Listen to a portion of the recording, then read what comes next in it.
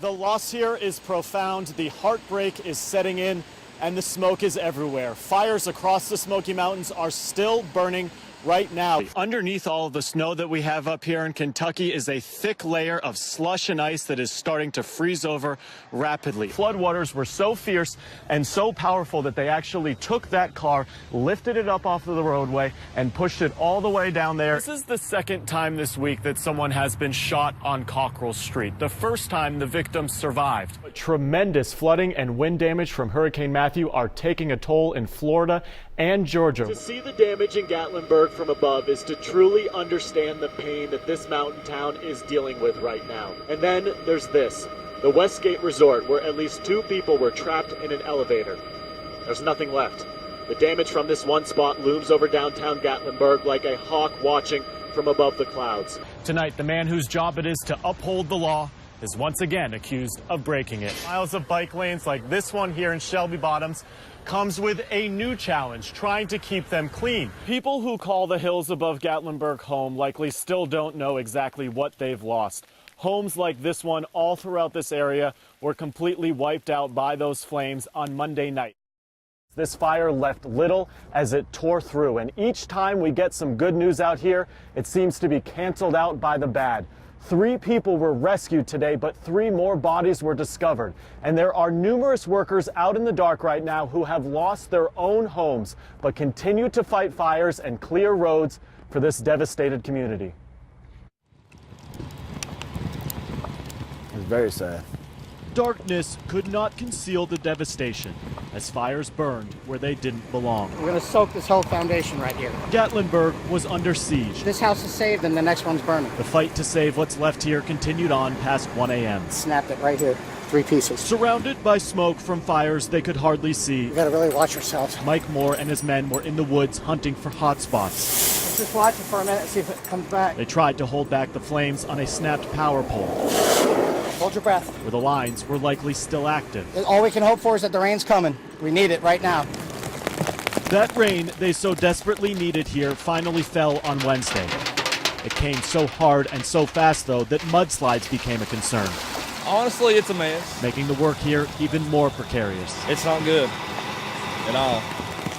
We landscaped everything here. The largest wildfire in Tennessee's history was discriminatory. It just blew through here like a torch, you know. Some of the log cabins Matthew Roberts maintained are gone. Yeah, put every tree in here.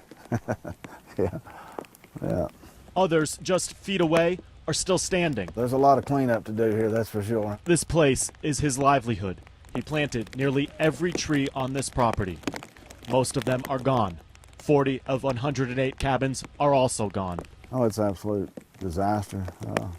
Looks like a bomb went off. Looking around at what's left here, this is a view Matthew would rather forget. Count the loss and see if we can't move on from here.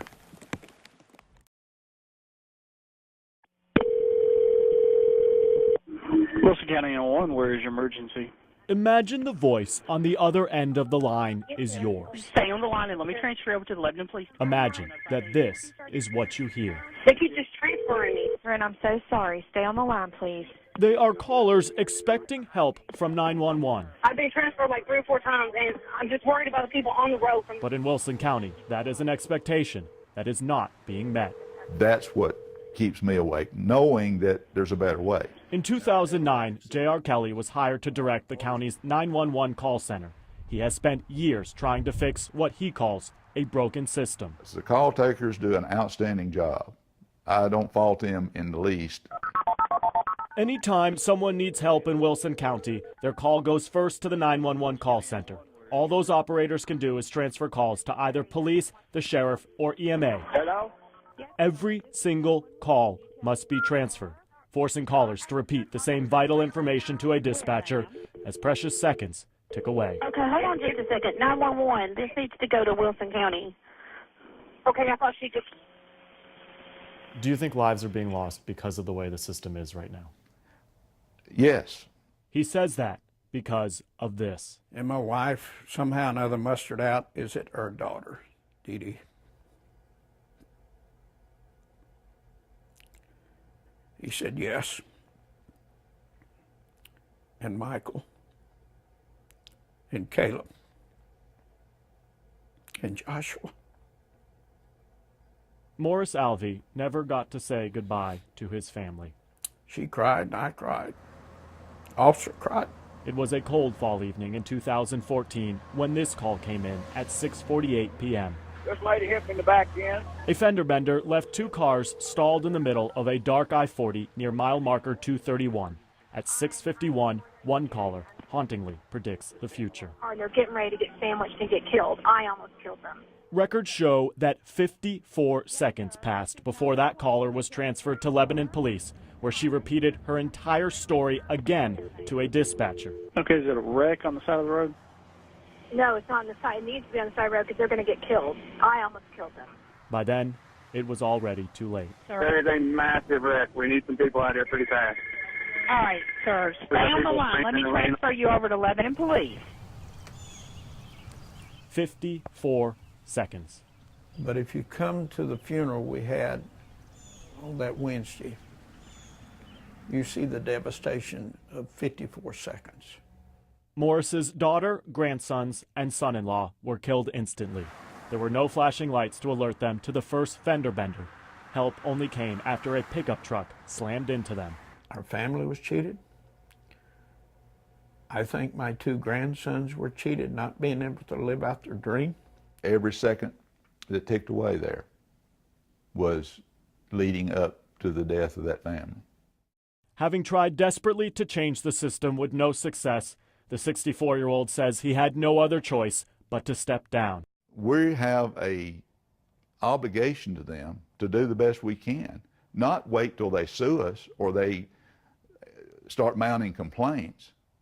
That's not being proactive, that's being reactive. JR knows nothing likely could have stopped the driver who hit the Cruz family. We didn't do the best we could do. He can't help but wonder, though, if Michael, Monica, Joshua, and Stephen might still be alive if they had just crossed county lines.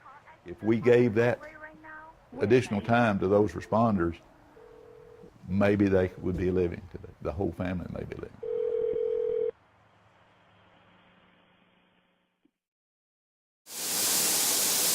Dozens of young men venture to this ministry farm in Hickman County each year to find their way. These two guys are on duty today. And along the way, they make memories. I think we might have invented a new sport. GoPro diving.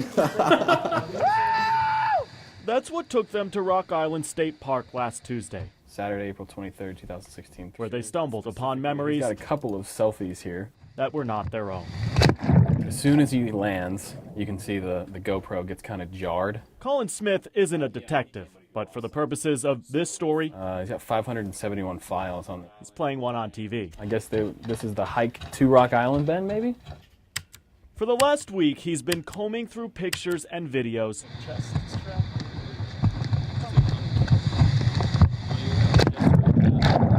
where he discovered the moment in April this GoPro and its owner became separated. And that's where it sits.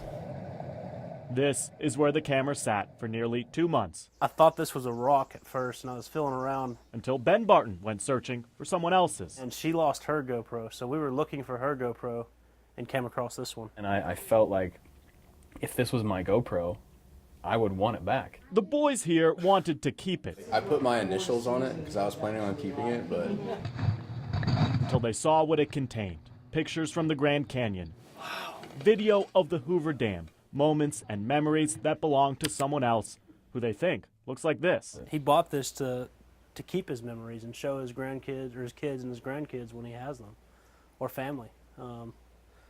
So I would want him to have them back. Memories are what young men come here to make. Now they are trying to give back someone else's.